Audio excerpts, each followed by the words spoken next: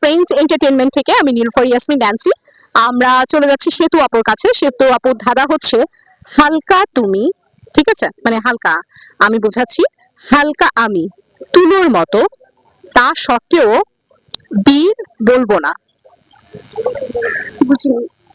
আমি বলতে চাচ্ছি হালকা, হালকা আমি তুলোর মতো, তা সত্ত্বেও বীর বলবো না, হালকা কিন্তু 5 মিনিট ধরে রাখতেও পারবো না।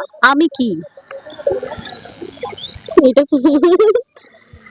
হালকা আমি তুলোর মতো। হ্যাঁ, তারপর আমি আবার বলছি, হালকা আমি তুলোর মতো, তা সত্ত্বেও বীর, আমরা বলি না বীর, হ্যাঁ বীর বলবো না, 5 মিনিট ধরে রাখতে পারবো না।